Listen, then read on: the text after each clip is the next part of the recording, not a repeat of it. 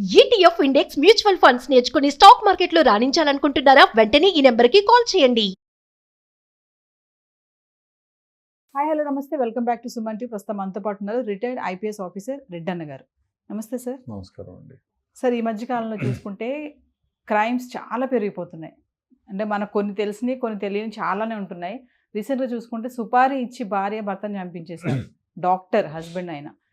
అంటే ఎందుకు ఇంత ఇలా తయారవుతుందండి? సుపారీ అనేది ఇప్పుడు ట్రెండ్ అయిపోయింది సార్ బాగా. అంటే వాళ్ళ ద్వారా వెళ్తే వాళ్ళు పట్టుబడిపోతారని ఈ సుపారీ అనేది వస్తుందంటారా? ఏంటి అసలు ఒకసారి? ఒకటి మామూలుగా ఏమైందంటే ఈ మధ్యకాలంలో క్షణికమైన శారీరక సుఖం కోసము, ఇంకొక దానికోసము, లేదు డబ్బు కోసము, లేదో పలుకుబడి కోసము చాలామంది నేరాలు చేస్తున్నారు. దానికి ఏమిటంటే వాళ్ళు స్వయంగా ఈ నేరంలో చేయాలి అంటే వాళ్ళకి చేతకాకపోవటం, వాళ్ళ దగ్గర డబ్బులు ఉండటం.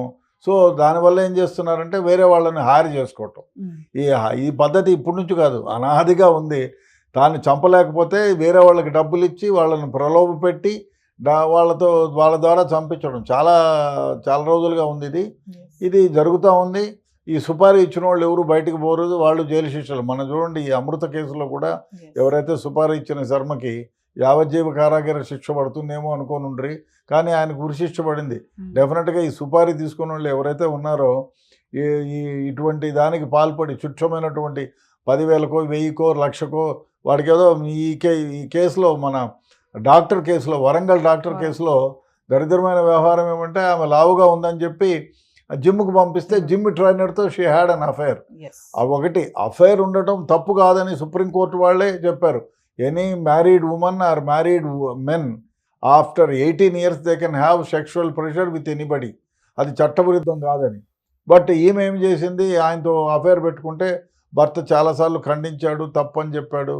అందులో ఫ్యామిలీని నెగ్లెక్ట్ చేస్తున్నావు నువ్వు ఆయన మోజులో పడి అని చెప్పి, తర్వాత అక్కడి నుంచి ఆయన ఫ్యామిలీని మళ్ళీ వరంగల్కి మార్చారు. అక్కడ ఉండగా ఈమె ప్రతిరోజు ఇటు అటు తిరగడం అవన్నీ చేస్తూ ఉంటే భర్త నోటీస్ చేసి తప్పు ఈ విధంగా చేయొద్దని చెప్పడం మందలిస్తే, సో భర్తనే ఎలిమినేట్ చేయాలి అనుకొని ఎవరైతే పారమార్ ఉన్నాడో ఆ జిమ్ ట్రైనర్ అతన్ని ద్వారా ఇంకొక కానిస్టేబుల్కి ఎవరికో డబ్బులు ఇచ్చి ఆయనకి ఏదో ఇల్లు కట్టిస్తామని ప్రలోభ పెట్టి, ప్రలోభ పెడితే ఏ విధంగా నిజమా?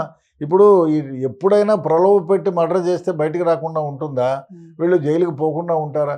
అదే కాదు, ఇంకో విషయం, వీళ్ళు చాలామంది ఇప్పుడు ఆ ముసలామే కొడుకుని మనవణ్ణి ప్రేరేపించిన కేసులో కూడా వీళ్ళు ఒకసారి చంపితే డెఫినెట్గా పోలీసులు ఎవరిని వదలరండి.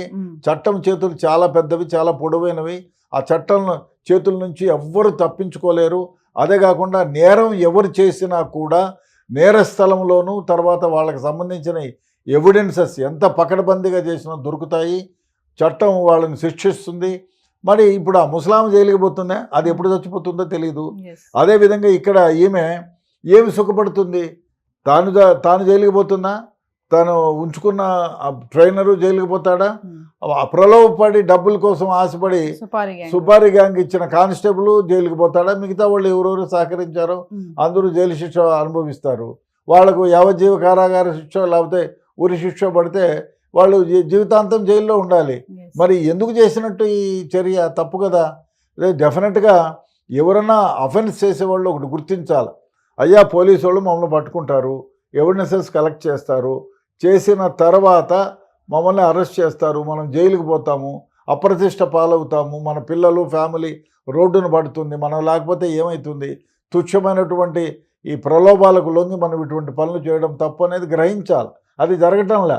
క్షణికావేశంలోనూ లేకపోతే ముసలాం చూడడం, మన ఆ కేసులో కులాంతర వివాహం మతాంతర వివాహం చేసుకున్నారని ఆ ముసలామ ప్రేరేపిస్తే వాడు పోయి చంపడము, ఆ మనవడు తండ్రి కలిపి ఆ శవాన్ని డెడ్ బాడీని కారులో వేసుకొని వచ్చి ముసలాంకు చూపించడం ఏంటండి? డెఫినెట్గా ఇది నిజంగా పైచాచికం. ఈ పైచాచికంగా ఆనందం చేసే వాళ్ళను డెఫినెట్గా ఎలక్ట్రానిక్ మీడియా, ప్రింట్ మీడియా ఇటువంటి వాళ్ళని రోజు వాళ్ళు జైల్లోకి వెళ్ళినప్పటి నుంచి ఫాలో అప్ చేయాలి. ఇవాళ ముసలాం ఈ విధంగా ఏడుస్తూ ఉంది, ఈ విధంగా జైల్లో ఇది ఉంది, జైల్లోనే చచ్చిపోతుంది ఆమె. డెఫినెట్గా వీళ్ళకి బెయిల్ వచ్చిన తరపుగా ఆమె చనిపోతుంది. ఇవన్నీ కూడా బయటికి తెలియపరచాలి, ప్రజల్ని ఎడ్యుకేట్ చేయాలి. ఈ విధంగా తొందరపడి ఎవరైనా జీవితాలని హతమారిస్తే వాళ్ళ జీవితాలే నరకమవుతాయి, నాశనం అవుతాయి అనేది ఎడ్యుకేట్ చేయాలి ఎలక్ట్రానిక్ మీడియా, ప్రింట్ మీడియా. ఆ విధంగా చేయాల్సిన అవసరం ఎంతైనా ఉంది. అంటే సార్ ఇలా క్రైమ్గా మెంటాలిటీ ఇలా టర్న్ అవ్వడానికి కారణం సోషల్ మీడియా, ఈ మూవీస్, సిరీసే కారణం అంటే ఏం చెప్తారు సార్? ఒక రకంగా సోషల్ మీడియా కొంతవరకు స్మార్ట్ ఫోన్. మనం చూడండి, ఒక అతను ఎక్స్ మిలిటరీ తన భార్యను చంపేశాడు. చంపిన తర్వాత ఏ విధంగా దీని నుంచి తప్పించుకోవాలి అనేది ఎలక్ట్రానిక్ మీడియా, ప్రింట్ మీడియా కూడా మనల్ని కనిపెట్టకూడదని ఫోన్ తీసుకున్నాడు, సెర్చ్ చేసినాడు.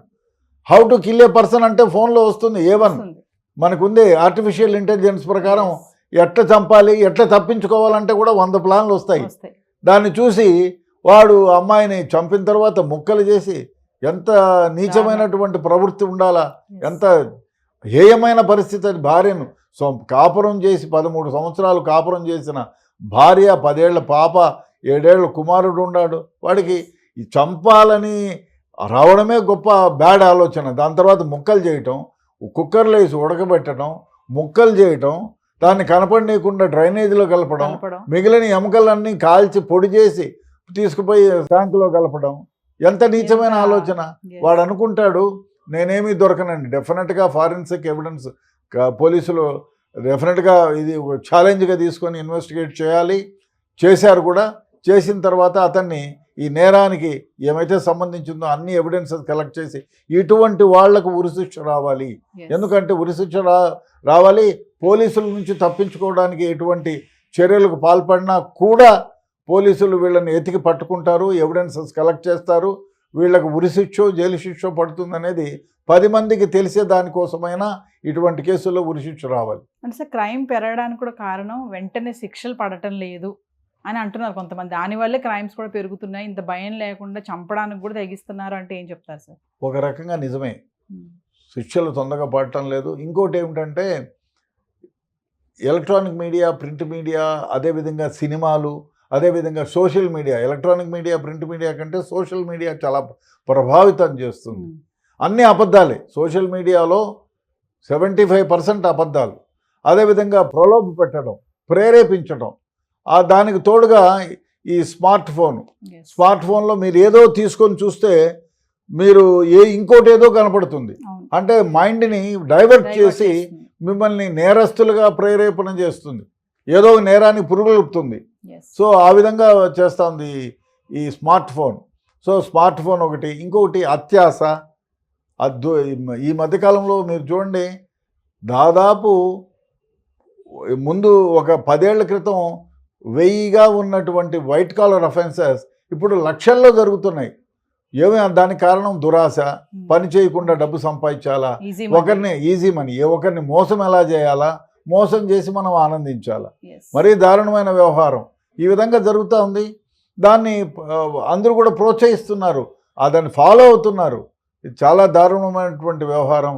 ఇది ఇట్లే జరిగితే ఎక్కడికి పోతామో అర్థం కాకుండా ఉంది. బహుశా ఇటువంటి క్రైమ్స్ అన్నిట్లో కూడా పోలీసులు క్షుణ్ణంగా ఇన్వెస్టిగేట్ చేసి వాళ్ళ ప్రాపర్టీస్, ఎవరైతే ఈ వైట్ కాలర్ అఫెన్సెస్ చేస్తారో వాళ్ళ ప్రాపర్టీస్ అన్నీ అటాచ్ చేసి సీజ్ చేస్తే తప్ప ఇటువంటివన్నీ ఆగవండి. నమస్తే సార్.